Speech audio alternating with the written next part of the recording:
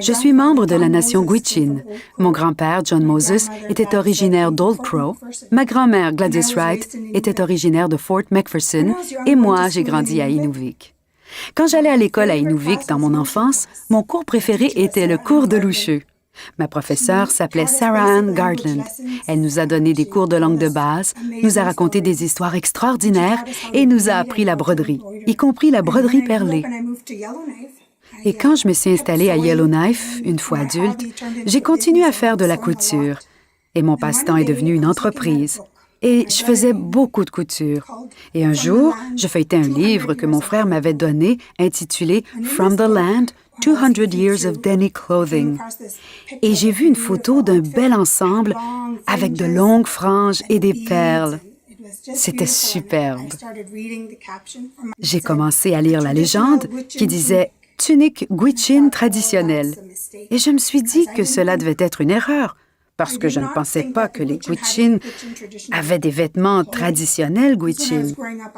Je n'en avais pas vu dans mon enfance. J'ai continué à lire et l'ensemble provenait effectivement de Fort McPherson. Et c'est alors que je me suis rendu compte qu'il provenait de mon peuple. Cela m'a touchée énormément et j'ai commencé à pleurer.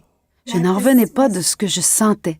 Je me sentais si bien quand je pensais au fait que c'était un ensemble Gwich'in. Donc, je pense que c'est très important aujourd'hui de continuer à montrer nos artefacts et nos vêtements à nos enfants et à leur montrer nos origines.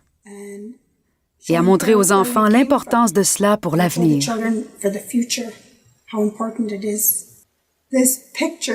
Cette photo de l'ensemble Gwich'in dans le livre a donné lieu à un projet.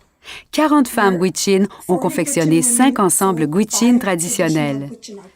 Et avant d'entreprendre ce projet, nous avons emmené un groupe d'aînés des communautés Gwich'in des territoires du Nord-Ouest au Musée des civilisations. Nous avons vu nos vêtements et nos artefacts, et c'était très spécial. C'était très agréable pour tout le monde. C'était extraordinaire, le fait de voir ce que nos ancêtres ont fait. Nous avons même pu manipuler des artefacts. Et à un moment donné, une des aînées s'est tournée vers moi et a dit « Pourquoi est-ce que ces gens ont nos choses? » Cela la dérangeait. Donc, j'ai dû expliquer que le fait que le musée ait nos vêtements et nos artefacts est très important, car ils sont gardés dans un environnement où la température et l'éclairage sont contrôlés. Tout est bien préservé dans son état d'origine.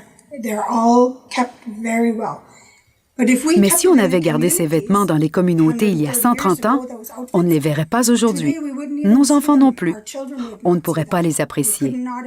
Donc, nous sommes très contents de voir que le musée a nos choses et qu'elles seront préservées pour les générations futures.